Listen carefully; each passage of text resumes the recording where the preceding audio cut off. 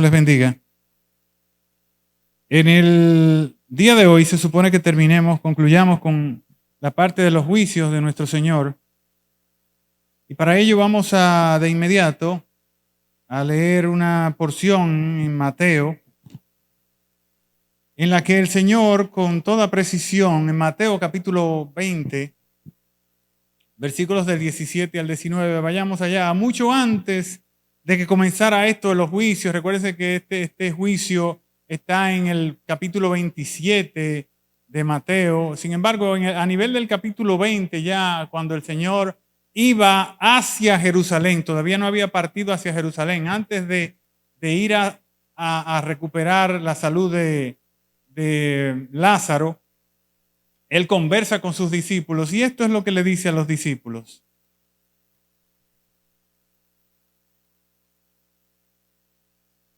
Subiendo Jesús a Jerusalén, tomó a sus 12 discípulos aparte en el camino y les dijo: He aquí subimos a Jerusalén y el Hijo del Hombre será entregado a los principales sacerdotes y a los escribas y le condenarán a muerte. Y le entregarán a los gentiles para que les escarnezcan, le azoten y le crucifiquen. Mas al tercer día resucitará. Amén. De manera que no había absolutamente nada escondido en el plan de Dios Padre en la persona de Cristo Jesús, sino que sabía absolutamente todo cuanto iba a suceder. Él tenía un dominio completo de este episodio. Bueno, la última vez que nosotros estuvimos conversando, Pilato había sacado al reo, a Jesús, a la vista. Había como una especie, le había dicho, ¿verdad?, de entrar y salir todo el tiempo, entraba y salía del pretorio a la multitud. La multitud no entraba al pretorio, sino que se quedaba en una especie de atrio que tenía el pretorio para que Pilatos entonces conversara con ella, y en ese entrar y salir se mantenía el Señor. Entonces, él presenta al Señor, ¿luego de qué? Luego de haberlo azotado. Entonces, le traje una fílmica, si mi hermano pudiera ponérnosla, en la que el cineasta Mel Gibson hace una toma que él define parecida al cuerpo. No sé si han visto un cuerpo que sacan de una manifestación 3D de la sábana santa, de la sábana de Turín. Entonces, mirándolo así, dame un segundo, mirándolo así, si la sábana refleja un cuerpo, en esa sábana se puede ver en cada lugar donde hay un azote.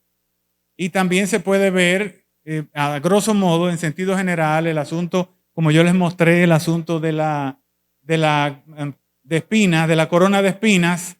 Y también se puede ver los diferentes procesos que había sufrido tanto en la cara como en el cuerpo. Entonces, esto es lo que Mel Gibson, después de recrear lo que la sábana santa presenta, esto es más o menos lo que él presenta en la película.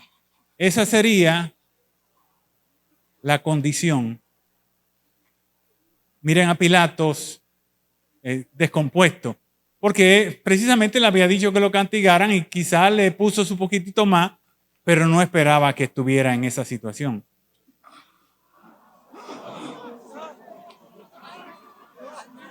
Y esta es la expresión de Pilato: que hombre. Eso es lo que dice. Aquí está el hombre. Y él inmediatamente, el sumo sacerdote, le dice: crucifícale. O sea, no espera absolutamente nada. Pilatos esperaba una reacción de humildad. Dice: pero miren la condición en la que está. O sea, no le basta con que le haya hecho eso. Mírenlo. Y ellos de todas maneras insisten en crucifícale, crucifícale. Entonces, a partir de ahí es que está la lectura que nos trajo nuestro hermano en el día de hoy, en el capítulo 19 del libro de Juan. Es exacta, esa narrativa que hace Gibson ahí es muy precisa y no hay mucho que buscarle con relación a esto que dice el libro de Juan. Inmediatamente él ahí pide el agua y hace la manifestación que debería haberse hecho. Y dice, miren mis manos, yo no tengo nada que ver con esto. Eso es un problema de ustedes de aquí para adelante. Y el sumo sacerdote en arameo le responde, porque él le habla en latín a ellos y ellos le responden en arameo. Yo soy inocente de esta sangre. Entonces ellos le dicen, no se preocupe, la sangre de él cae sobre nosotros y sobre nuestros hijos. Inmediatamente, ya vamos a cerrar ahí. ¿Qué pasó inmediatamente? Vamos a leerlo. El versículo 6 que leyó mi hermano. Del versículo 5. Y salió Jesús llevando la corona de espinas y el manto púrpura. Eso era lo único que tenía puesto nuestro Señor Jesucristo. La corona de espinas y el manto púrpura. Y Pilato les dijo, he aquí el hombre. Versículo 6. Cuando le vieron los principales sacerdotes y los alguaciles dieron voces diciendo, crucifícale, crucifícale. Pilato les dijo, pues tómenle vosotros y crucifíquenle, porque yo no hallo delito en él. Y es la tercera vez en el libro de Juan que él expresa, yo no hallo delito en él. Los judíos le respondieron, nosotros tenemos una ley y según nuestra ley debe morir, porque se hizo a sí mismo hijo de Dios. Cuando Pilato oyó decir esto, tuvo más miedo. Eso fue lo último quizás que vimos la semana pasada. Y dice que entró otra vez al pretorio. Entró, ya van como 5 veces que entra al pretorio, si no me equivoco. Entró otra vez al pretorio y hay una narrativa de una conversación entre Pilato y Jesús que solamente, como hemos visto, después no aparece en ningún otro evangelio. Por eso estamos siguiendo de cerca este evangelio de Juan, porque a partir del azote, como les había dicho, los otros evangelios pasan inmediatamente a la crucifixión, al veredicto e inmediatamente a la crucifixión. Este nos enseña estas cosas que hemos estado viendo en las últimas 2 semanas y que son realmente muy significativas. Versículo 8. Cuando Pilato oyó decir esto, tuvo más miedo y entró otra vez al pretorio y dijo a Jesús, ¿de dónde eres tú? Esta pregunta de Pilato es evidente que no buscaba una respuesta geográfica. Pilato ya sabía que él era Galileo, de hecho lo mandó donde Herodes porque sabía que era Galileo. Luego, Pilato sabía que era nazareno y como Nazaret está relativamente cerca, muy cerca de donde él vivía, que era Cesarea Marítima. Recuerdan que les había dicho que estaba en el norte. Cesarea Marítima está cerquita, a par de kilómetros de Nazaret. Cesarea Marítima es un puerto, es plano, y ahí mismito comienzan a subir las montañas, y en una de esos, en los primeros enclaves de la montaña, ahí está Nazaret, que era donde vivía Pilato, donde pasaba la mayor parte del tiempo. Pilato, hasta por lo inteligente que me imagino que era, hasta por la forma de hablar de Jesús, podía identificar que era del norte, que era Galileo y que muy probablemente él sabía de dónde era. Pero entonces él le hace esta pregunta. ¿Buscando qué? Pregúntense ustedes mismos. ¿Para qué Pilato le pregunta, ¿de dónde eres tú? A nuestro Señor. Le digo que se hagan esa pregunta porque es una pregunta que nosotros en algún momento nos hicimos. La mayoría o todos los que estamos sentados acá en algún momento tuvimos que llegar a la conclusión de que este ecce homo no era de aquí. De hecho, ya Pilato había conversado con nuestro Señor y en una ocasión el Señor le dijo: mi reino no es de este mundo. Si mi reino fuera de este mundo, mis valientes vendrían y pelearían por mí. Y más que eso, también le dijo: yo he venido al mundo. Con lo que Pilato se queda en la cabeza es con que si él vino al mundo es porque no es de este mundo. Porque evidentemente no era de este mundo. Cuando Pilato, Juan es súper preciso. Pilato le hace esta pregunta después de decirnos que Pilato tiene mucho miedo. Vamos a ver por dos cositas. Bueno, vamos a trabajarlo un poquito rápido, pero vamos a darnos cuenta por dos puntitos que señala Juan aquí. La precisión casi quirúrgica, milimétrica de la narrativa de Juan. Es increíble, es certero. Inmediatamente nos dice que Pilato tuvo mucho miedo. Pilato entra al pretorio, se lleva a Jesús, ¿verdad? Y lo confronta inmediatamente. Y la pregunta que le hace es: ¿de dónde eres? Entonces a Pilato lo embarga en ese momento un sentimiento difícil. Tiene miedo, pero también tiene curiosidad, pero también se siente ser la autoridad y está indignado también hasta cierto punto porque el Señor no le responde.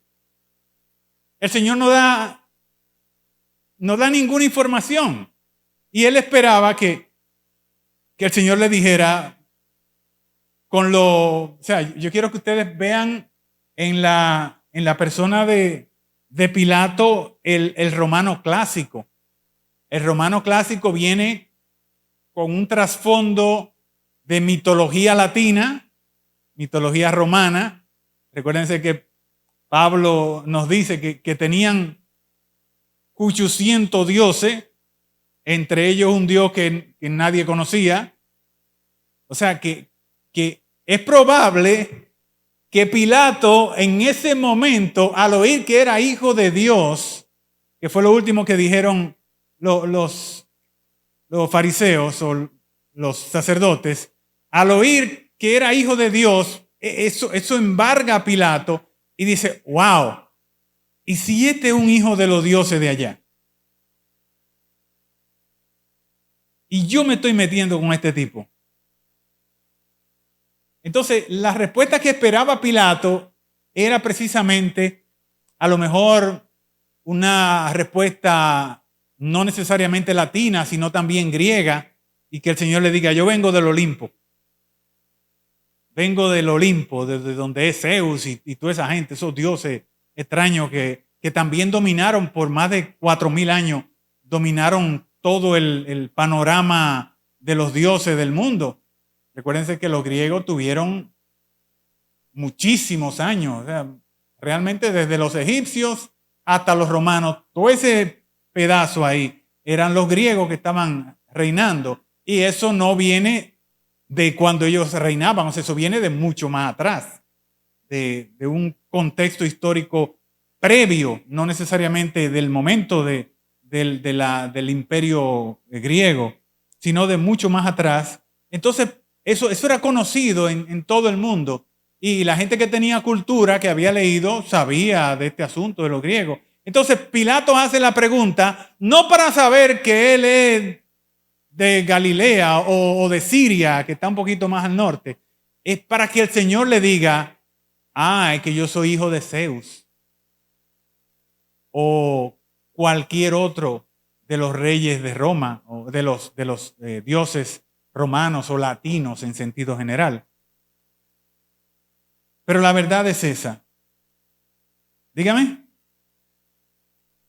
Buscando respuesta. Porque evidentemente no estaba preguntando que de qué barrio o de qué ciudad. Pero como le dije, lo más interesante de todo es que Jesús no contesta. Yo me he puesto a elucubrar y digo, ¿qué hubiera pasado si en esa circunstancia, cuando Pilatos está en esa situación que está dubitativo, tiene dudas, está miedoso, está comprometido emocionalmente? ¿Qué hubiera pasado si el Señor le revela lo que Él realmente es? ¿Qué hubiera pasado con Pilato? Ya Pilato había dado muestras de que a él le importaba poco la verdad. Recuerden que él le pregunta, antes de haberlo azotado, le pregunta, ¿y qué es la verdad? Pero ni siquiera se queda a esperar la respuesta. Él le pregunta, pero se va, porque a él no le importa la verdad realmente. El Señor lo dijo claro, todo el que es de la verdad me conoce o me escucha cuando menos. Y él no se quedó. Eso me recuerda mucho a cuando estamos predicando por ahí, salimos a predicar o le predicamos a alguien y me siento con alguien y le digo, tú conoces a Cristo y le hablo de Cristo y se lo muestro, se lo enseño con lo mejor que yo puedo, o sea, le tiro todo lo que yo tengo en la cabeza.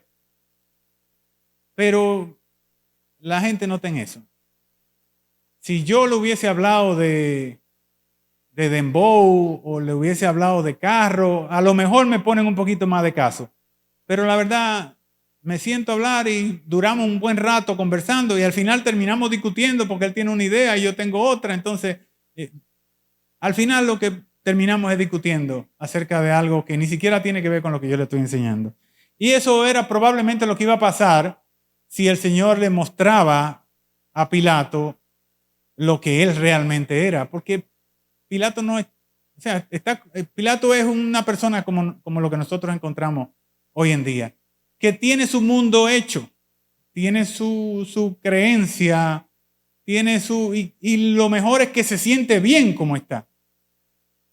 Entiende que no tiene que haber cambio.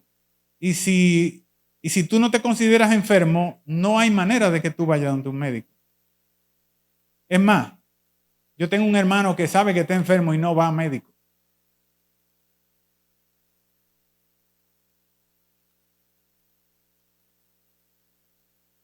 Dígame, mi hermano.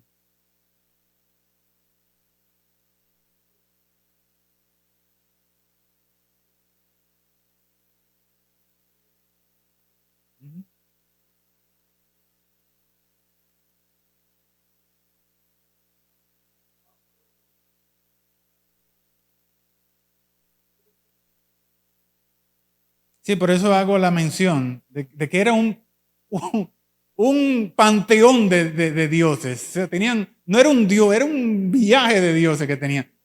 Ajá.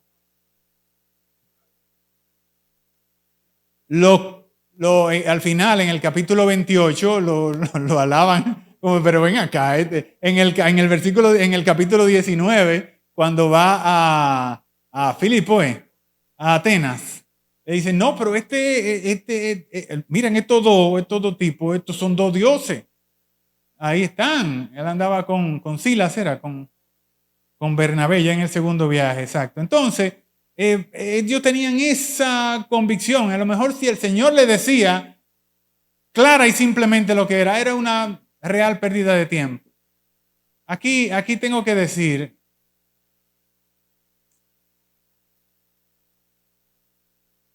no, vamos a dejarlo por ahí porque nos podemos complicar un poquito con el tiempo.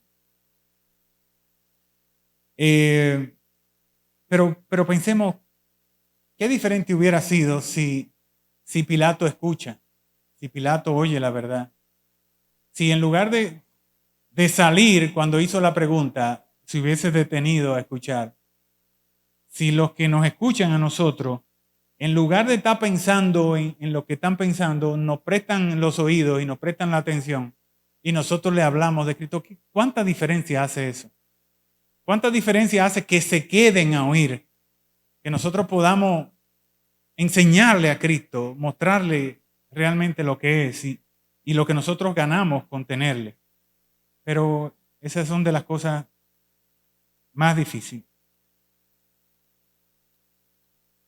Muchos de nosotros estamos claros de que el Señor ha dejado, como está escrito, grandes evidencias físicas de su presencia. Evidencia escrita de que Él realmente es el Hijo de Dios, que Él es la persona de Dios hecha carne. Pero la gente del mundo y aún algunos hermanos nuestros que son como muy religiosos, no le dan mucho, no le hacen como mucho caso al asunto de las evidencias. Nosotros estamos estudiando porque nosotros vemos la evidencia de la presencia de Jesús en el planeta. Por eso que estamos haciendo el estudio, porque esto es la revelación de Dios. Esto es lo que quedó. Y nosotros tenemos que profundizar en esto y que conocer a Cristo y conocer por lo que atravesó, por lo que pasó. Pero hay muchos hermanos de nosotros que no leen la Biblia, que no andan detrás de evidencia, que andan quizás detrás de dogmas, que les importa más ir los domingos a las 6 de la tarde y sentarse en un asiento y oír lo que un tipo dice y cantar y rezar y decir siempre lo mismo y irse para su casa. Porque no están detrás de las evidencias, pero nuestro Señor dejó evidencia de cada cosa que hizo. Nuestra fe no está basada en un pensamiento o en una doctrina que está puesta en los aires. Nuestra fe está aterrizada en la historia. Por eso yo me voy a Cesarea, me voy a Filipo, me voy a Roma y trato de conectar todas estas cosas porque esto pasó, porque esto es evidente. Nuestra fe no está anclada en una nube. Nuestra fe está basada en lo que se dice y en lo que las excavaciones arqueológicas también demuestran. Tú vas con eso donde una persona, y si la persona conoce algo de Cristo, te dice como me dijeron hace un par de días, wow, a mí me gustaría tener tu fe. ¿Qué fe? ¿Tomaría yo tener fe? La mía no llega al tamaño de un grano de mostaza. Y dicen, wow, pero tú sí sabes, y qué buena fe tú tienes. Fájate, lee, escudriña. Y si lo haces con corazón, el Espíritu se da cuenta porque vive en ti. Se da cuenta y te enseña, te muestra.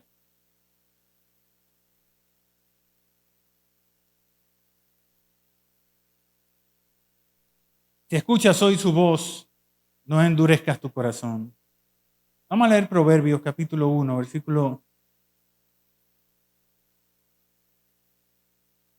20 y pico. Proverbios capítulo 1.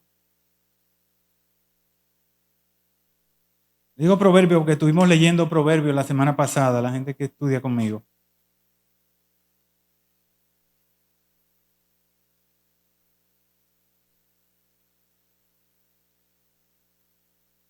Y vemos a Pilato aquí también. Versículo 27. O versículo 26.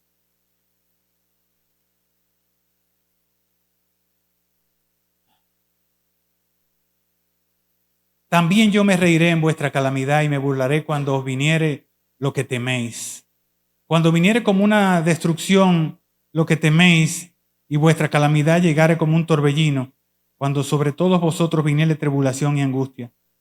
Dice el versículo 28, entonces me llamarán y no responderé. Me buscarán de mañana y no me hallarán, por cuanto aborrecieron la sabiduría y no escogieron el temor de Jehová. Este mismo libro dice que el principio de la sabiduría es el temor de Jehová. Le enseñamos, le mostramos, le presentamos a Cristo. Pero como Pilato, endurecen su corazón. Y miren, no hay una cosa más difícil que predicarle a uno que conoce de Cristo. ¿Sabe cuál es el término que usan para eso? La gente que tienen el corazón cauterizado. O sea, es que ya Cristo abrió su corazón. Es como si Cristo le hubiese hecho una herida para entrar. Pero entonces, con algo caliente, con fuego, la cierran. Eso es cauterizar. Cauterizar es cerrar con calor. Y por ahí no entra Cristo otra vez. Por ahí no entra Cristo otra vez. Porque está cauterizado. Es más fácil predicarle a una gente que no haya oído de Cristo. Y sentarse y hablarle. Que sentarse con una gente que tenga una idea de Dios en la cabeza. Porque no va para ningún sitio con eso.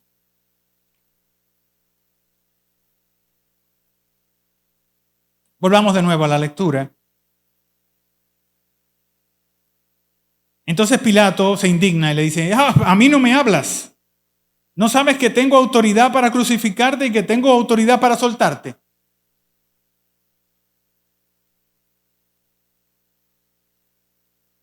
Esa mezcla de sensaciones, de emociones que tenía Pilato en ese momento, tenía ese miedo, tenía esa angustia, tenía quizá lo peor que un ser humano puede tener, y lo dije desde el principio. ¿Qué es lo peor que te puede pasar? Que tú pienses en una cosa y que haga lo contrario. Es el papá de todas las enfermedades. De verdad, eso dicen los científicos. Si tú vives una vida que no es la que tú sueñas tener, que no es la que tú piensas, que no es la que es coherente con tu línea de pensamiento, eso te da una enfermedad que no hay manera de corregirla. Las grandes enfermedades vienen precisamente de eso. Y eso era lo que estaba pasando Pilatos en ese momento. Él quería una cosa, pero tenía que hacer otra. Entonces, encima de eso tiene miedo, encima de eso tiene ansiedad, encima de eso se pavonea porque él es el dueño del futuro del hombre. Yo tengo autoridad para soltarte. ¿Acaso tú no lo sabes? Que tu vida está en mis manos. Y el Señor le dice, ninguna autoridad tendrías contra mí si no te fuese dada de arriba. Y ahí, manda un rayazo que es memorable. El que a ti me ha entregado, mayor pecado tiene. El que a ti me ha entregado tiene mayor nivel de pecado que tú. Seguramente que cuando el Señor le dijo a Pilato,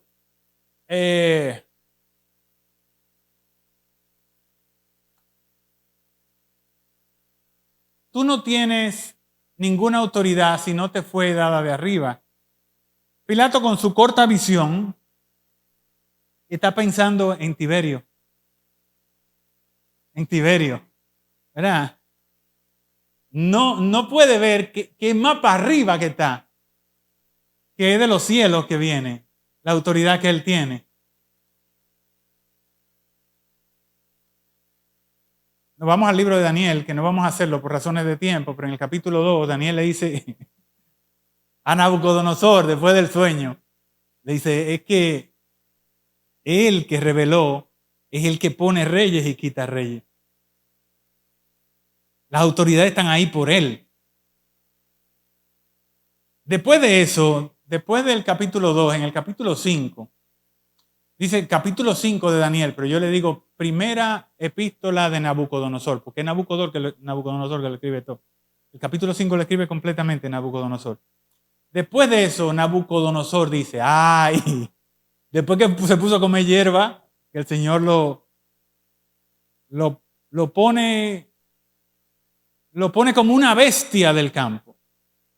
Dice, ay, ahora me doy cuenta de lo que Daniel decía. Y yo que decía, ufanándome, caminando por mi palacio, decía, mira todo lo que yo he hecho. Mira qué ciudad tan imponente yo he creado. Así debe estar Xi Jinping en este momento, que coge un helicóptero, porque ese hombre tigre no anda en carro. Eso yo no creo que Xi Jinping ande en carro. ¿Verdad que no? Él no anda en carro. Tiene que andar en un helicóptero o una cosa rara, porque como hay que cuidarlo mucho. Y cuando se sube en ese aparato dice, mira lo que yo he creado. Shanghái, Hong Kong.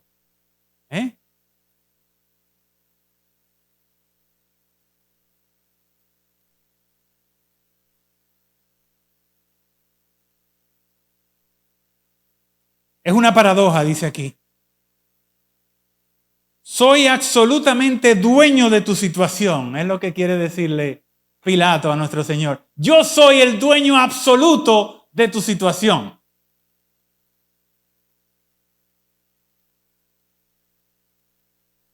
Eso sí, yo reconozco que tú eres inocente, pero no te puedo soltar. Eso es un contrasentido. ¿De qué que Pilato es dueño realmente? ¿Qué autoridad es que tiene Pilato? Porque Pilato no lo suelta. Si Pilato llega a la conclusión desde que lo vio, o sea, no ahora, antes de golpearlo, antes de mandarlo a Herodes, ya él sabe que es inocente.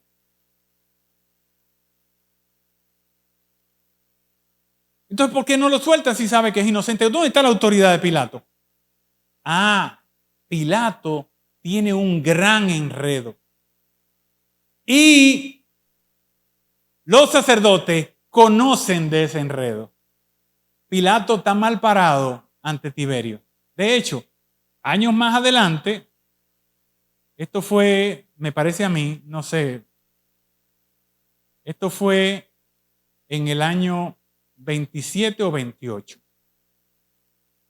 Los que saben mucho de Biblia dicen que esto fue en el 30 o en el 33, no sé, pero yo creo que esto fue 27 o 28. Pilato solamente dura hasta el 36. En el 36, por las barbaridades que hizo, van y lo llaman desde Roma para quitarle el poder.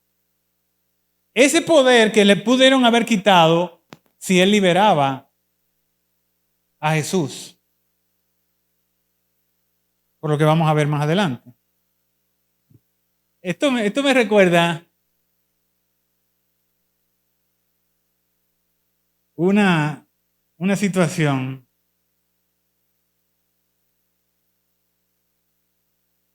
que tiene que ver con los celulares y esas cosas. Uno cree que uno es el dueño del celular. En la cabeza de uno, yo lo digo porque yo tengo un amigo que va todos los días a mi oficina. De hecho, tengo dos amigos y tienen casi la misma forma de pensar. Luis Miguel cree que en la cabeza de los perros de nosotros, ellos son los dueños de la casa y nosotros somos a la gente a la que ellos tienen que cuidar. O sea, los perritos de nosotros. Nosotros creemos que ellos son posesión de nosotros, pero en la cabeza de ellos, los dueños de la casa son ellos y nos tienen que cuidar nosotros. De la misma manera, este aparato, yo lo compré y lo compré porque tiene mucha tecnología y me saca de muchos problemas. Pero al mismo tiempo es mi fuente de agonía. Porque si se está quedando sin batería, yo no puedo dormir. Si se cae el internet, y pregúntenle a la doña, ayer fue mi hermano Leo. Leo no falla. Leo, nos sentábamos en la cuneta a hacer historia cuando teníamos 5 o 6 años. Y todavía Leo va todos los días a mi oficina. Todos los días. Si él va para el trabajo, él pasa primero por mi oficina, me saluda aunque sea y hablamos un par de cositas y él se va. Ayer se le quedó el celular en la casa. Él vive llegando a la base aérea de San Isidro. Llegó a las 4 y pico, como él siempre llega, 4 y pico, llegó a las 4 y pico de la mami al negocio. Y se da cuenta que no tiene el celular. No. Él no sabe si el celular está en la casa.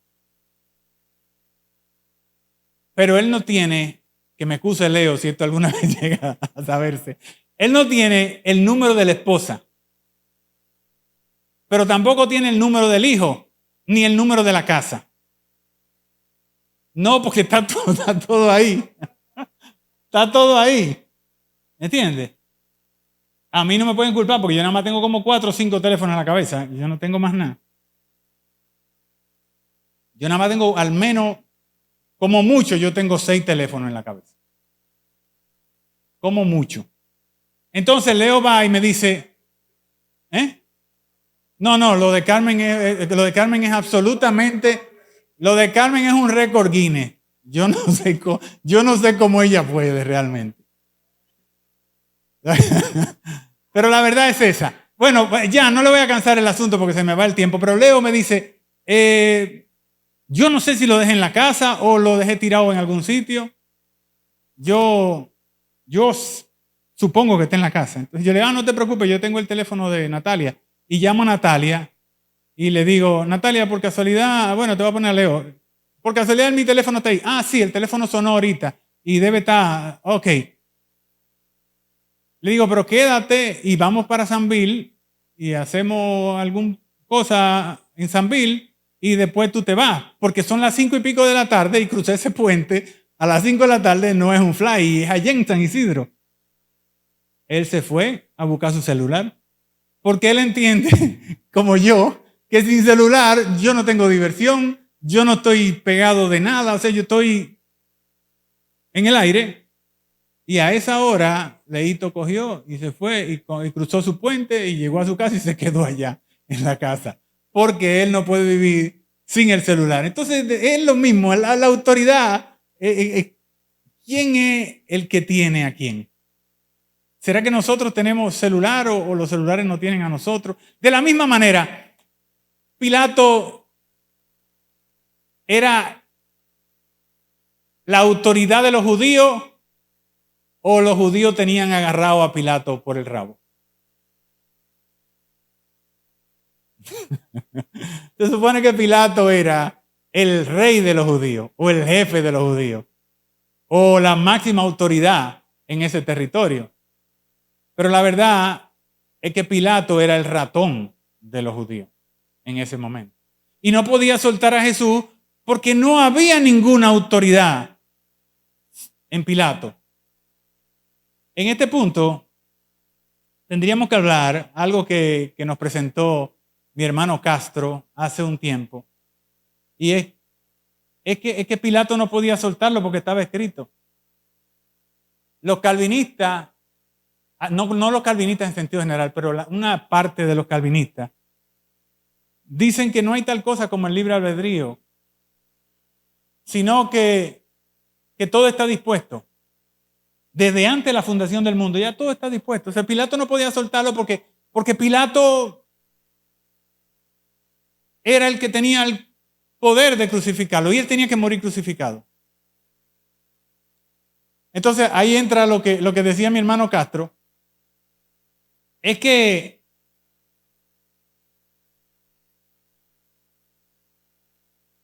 Judas tenía que traicionarlo porque estaba escrito que Judas lo iba a traicionar. De la misma manera, Redondo Llena tenía que apuñalar al niño Redondo porque estaba escrito para que la sociedad supiera. Si nos llevamos de eso, entonces nadie tiene ninguna responsabilidad. Eso no tiene sentido. ¿De qué me van a juzgar a mí si todo lo que yo voy a hacer ya está escrito? ¿Por qué dice el Señor aquí? ¿Dónde fue que leímos? En el 11. ¿Por qué dice el Señor aquí? Por tanto, el que a ti me ha entregado, mayor pecado tiene. O sea, tiene mayor responsabilidad. Y si hay un asunto de responsabilidad, ¿dónde queda la responsabilidad si ya todo está escrito? Entonces el Señor estaba hablando basura. Es que no puede ser así, simplemente no puede ser así. Nosotros tenemos una responsabilidad en cada acción que nosotros tomamos. El Señor no me puede rechazar porque yo no acepté a Jesús, porque ya estaba escrito de que yo no iba a aceptar a Jesús. Eso no puede ser. Yo tengo una responsabilidad como humano y tengo la libertad de aceptar a Jesús o de no aceptarlo. Ahora, las cosas del Señor se van a dar independientemente de que yo quiera o no quiera. Independientemente de que sea Pilato o llegue otro, las cosas se van a dar. No hay vuelta atrás. Porque Dios, como dice Einstein, no juega los dados. Dios no está esperando el azar para hacer las cosas. Él ha dispuesto las cosas de la manera que es. Y Él conoce nuestra situación. Ahora Él te da a elegir. Y eso fue lo que hizo Pilato. Pilato eligió. Como Él era el dueño de la responsabilidad, Él eligió. Y eligió basado ¿qué? Basado en la justicia. Porque Él había hecho justicia cientos de veces, miles de veces quizás ahí. Fue basado en la justicia que Él eligió. Fue basado en las convicciones personales de Él que Él eligió. Fue porque Él sabía en lo interno que el Señor era culpable que Él eligió. Entonces, si no fue basado en la justicia, ni fue basado en las convicciones personales y particulares de Él, entonces ¿en qué fue basado? Fue basado en las conveniencias de ese momento. Él estaba preso de sus circunstancias.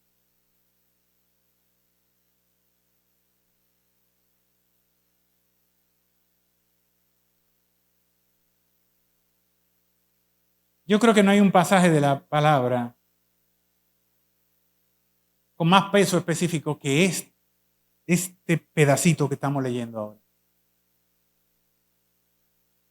Esto es lo que define absolutamente todo de nuestra salvación. Este es el punto de inflexión.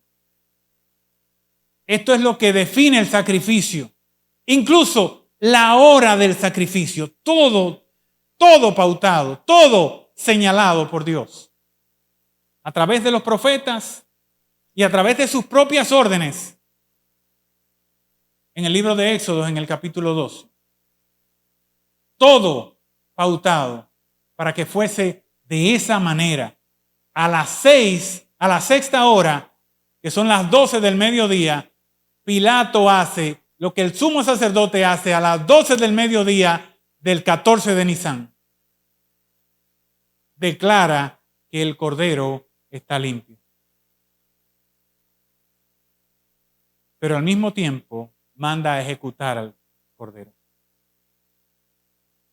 3 horas después, entre las 2 tardes, el cordero es sacrificado.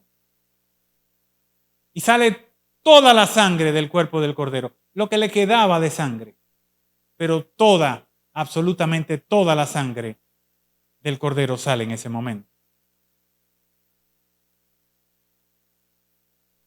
Desde entonces procuraba Pilato soltarle. ¿Puedo tomarle 5 minutos más, don Manuel? Miren la otra precisión que hace Juan aquí en su narración. Si ustedes quieren, cojan su Biblia y ráyenlo. Capítulo 19, versículo 12. Versículo 2. Desde entonces, desde esa conversación con nuestro Señor,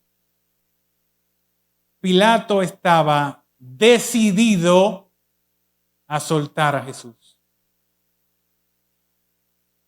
Desde entonces procuraba Pilato soltarle.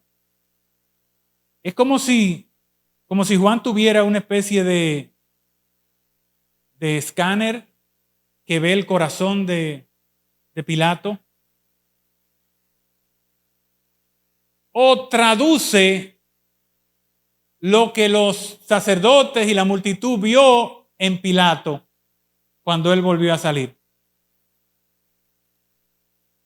Pilato sale decidido a soltar al Señor.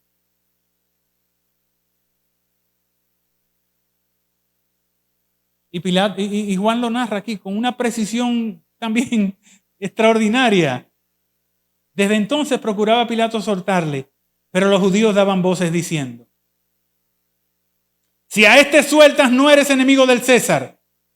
Todo el que se hace rey, a César se opone.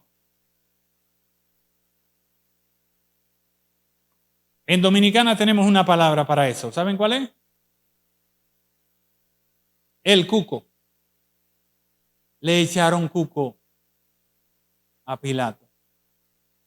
Lo interesante de esto, de esta narrativa, de esta situación en la que estamos nosotros metidos ahí, lo interesantísimo de esto es que a partir de ahora, a partir de ese momento, en ese momento, la culpa no es de Cristo. Ellos no juzgan a Cristo. O sea, ahora el problema es Pilato. ¿Se dan cuenta lo inteligente que fueron los sacerdotes? Ya cambiaron el escenario. Ya el problema no es que estamos juzgando al Señor. Ahora el que es juzgado es Pilato. Ellos ven la convicción de Pilato. Imaginémonos que Pilato está ahí arriba. Pilato sale,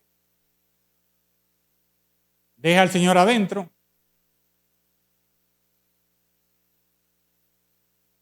Y ellos ven, de alguna manera, Pilato trasluce que lo va a soltar. Que ya él hizo lo que él entendía que era lo más que se podía hacer con ese señor y vamos a soltarlo. E inmediatamente ellos dicen: no, pero espérate, él no puede soltarlo.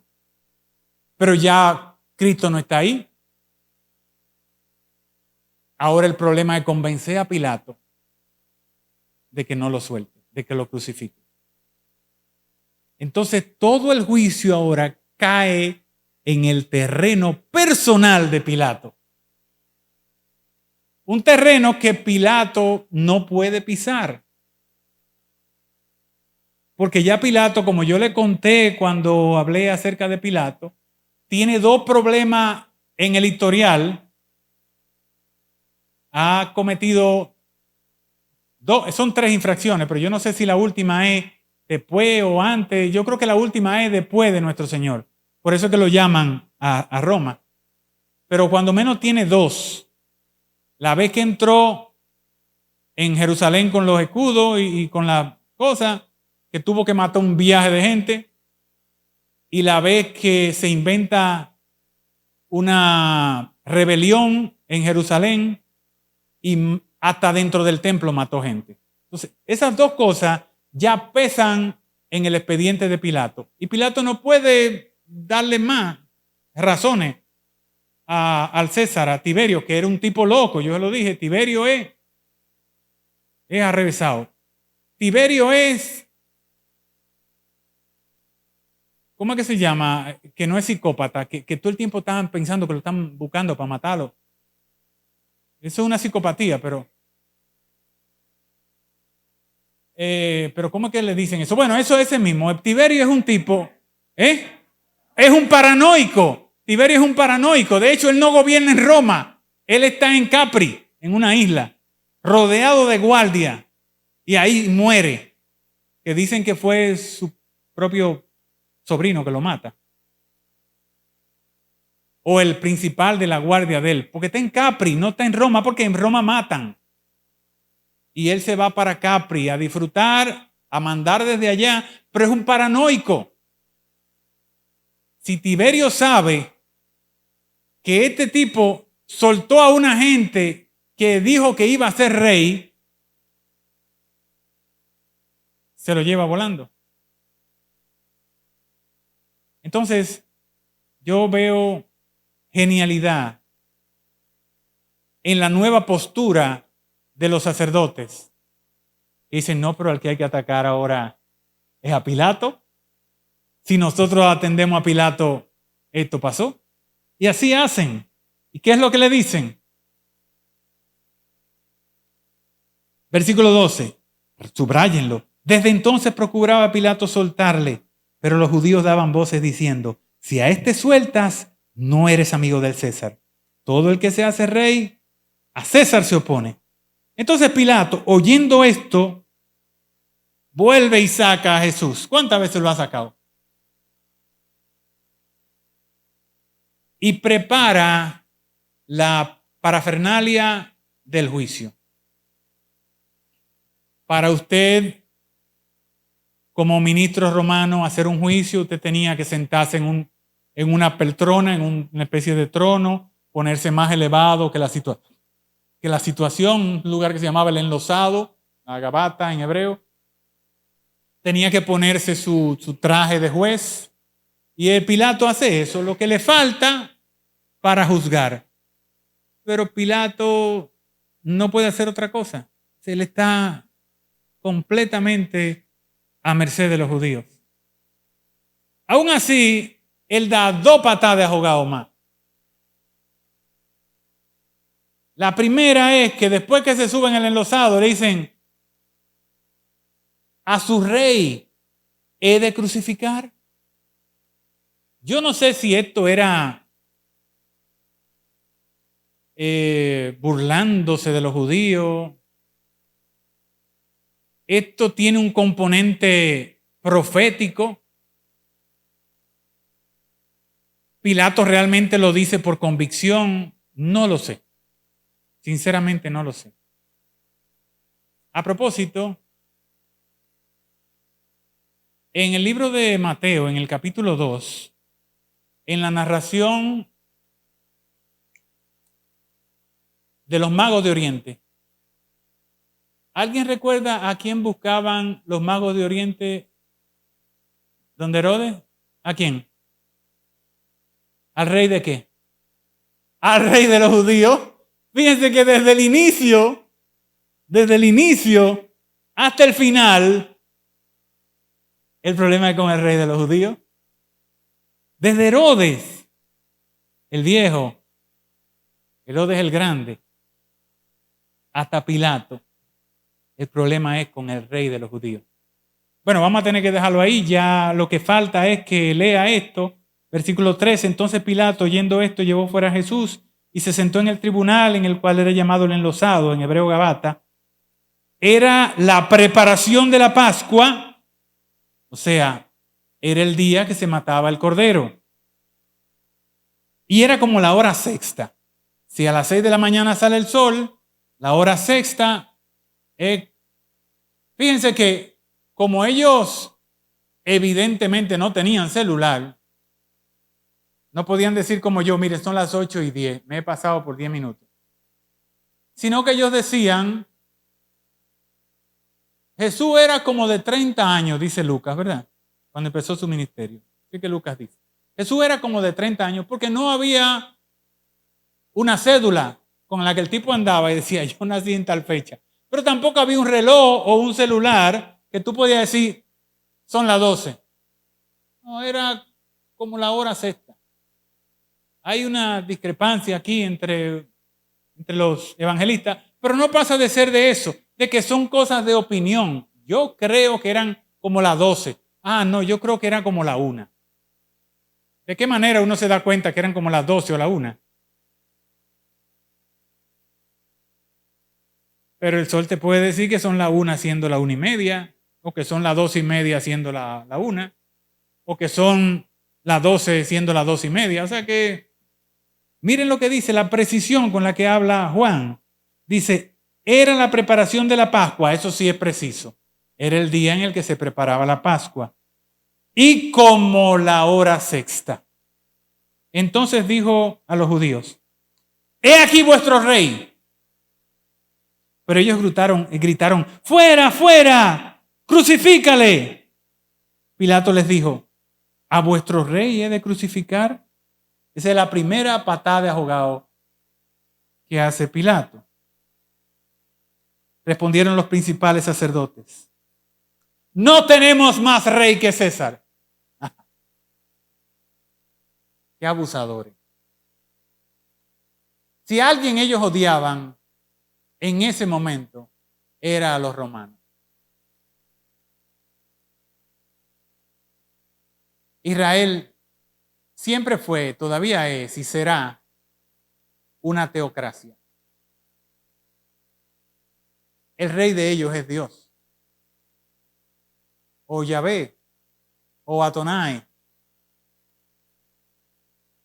¿Cómo ellos se atreven a decir que no tienen más rey que César?